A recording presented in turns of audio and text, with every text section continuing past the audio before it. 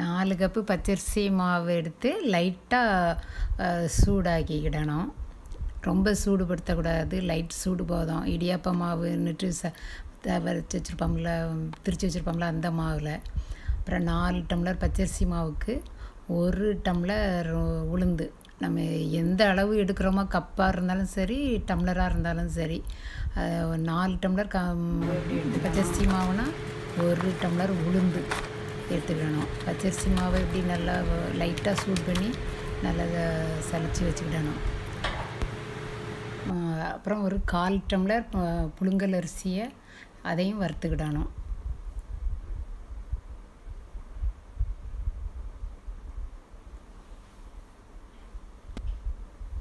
உளுந்தையும் வறுத்துக்கிடணும்.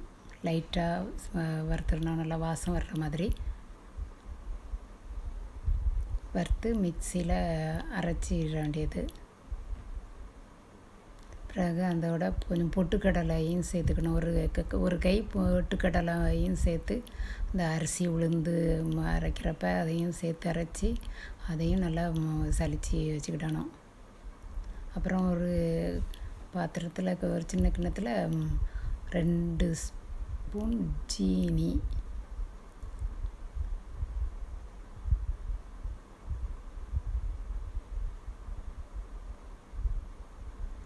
அதையும் தண்ணி ஊற்றி கொஞ்சம் நல்லா கரைய வச்சுக்கிட வேண்டியது.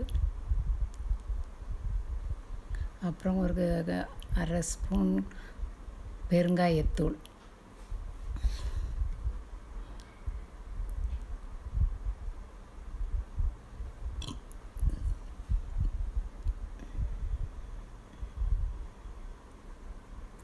பெருங்காயத்தூளையும் நல்லா மிக்ஸ் பண்ணிக்கிற வேண்டியது.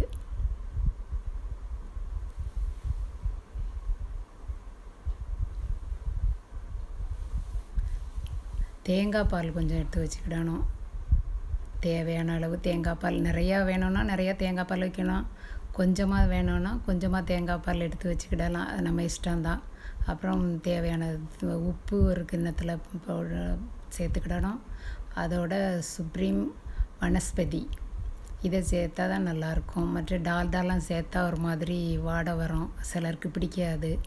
இந்த இது போட்டால் வாடை வராது, நல்லாயிருக்கும், டேஸ்ட்டு நல்லாயிருக்கும்.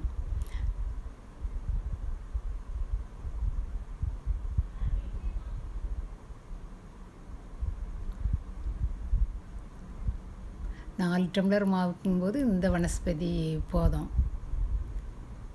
நிறைய தேவையில்லை. இது ரெண்டையும் நல்லா பேஸ்ட் ஆக்கிக்கிடணும், உப்பையும் இந்த வனஸ்பதியையும்.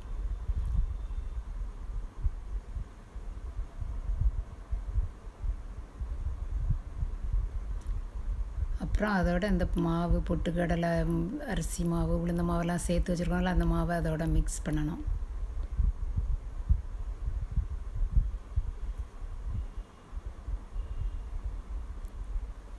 அப்புறம் ஜீரகம் கசக்கி போடுங்க. அது நம்ம இஷ்டத்துக்கு எவ்வளோ வேணாலும் போட்டுக்கலாம். ஜீரகம், சிலர் எள்ளு போடுவாங்க, நான் ஜீரகம் போட்டிருக்கிறேன். அதுக்கப்புறம் அந்த ஜீனி கரைச்சி வச்சுருக்கோம்ல அந்த தண்ணி, அதுக்கப்புறம் அந்த பெருங்காயத்தூள் கரைச்சி வச்சுருக்குறோமே அந்த தண்ணி, அப்புறம் தேங்காய் பால் தண்ணி, அதையும் ஊற்றி பிசைஞ்சிக்கிட வேண்டியது. அப்புறம் மேற்கொண்டு நம்மளுக்கு தேவையான அளவு தண்ணியை ஊற்றி இப்போ நல்லா பிசைஞ்சு வச்சுக்கிடணும். நல்லா மாவு ரொம்ப கெட்டியாக இருக்கக்கூடாது, ஓரளவு நைஸாக நல்லா மெதுவாக இருக்கிற மாதிரி பிசைஞ்சு வச்சுக்கிடணும். அப்புறம் முறுக்கு அச்சில் இப்படி எடுத்து முறுக்கு அச்சில் மாவை எடுத்து வச்சு இப்படி எஞ்சிட வேண்டியதுதான். வந்து முறுக்கை இப்படியே அச்சில் வச்சு இப்படி பிழிஞ்சி அப்புறம் இப்படி எண்ணெயில் அப்படி போட வேண்டியதுதான்.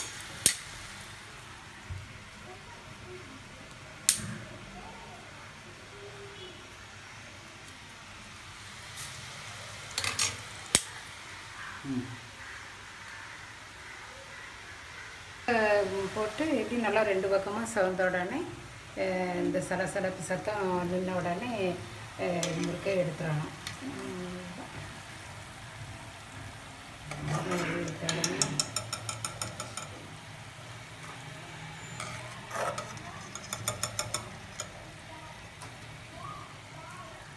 முறுக்குங்கிறதுனால நமக்கு உடம்புல வந்து இந்த எண்ணெய் திகட்டுற மாதிரி இருக்காது. ஒரே எண்ணெயில் செய்கிறோம். கடமையில் வந்து டெய்லி நிறைய எண்ணெயில் செய்து செய்து அது எண்ணெய் வந்து ஒரு மாதிரி காஞ்ச மாதிரி இருக்கும். இது வந்து நம்ம வீட்டில் சுத்தமான இதில் செய்கிறதுனால முறுக்கு டேஸ்ட்டாகவும் இருக்கும், நம்மளுக்கு உடம்புக்கு ஆரோக்கியமாகவும் இருக்கும்.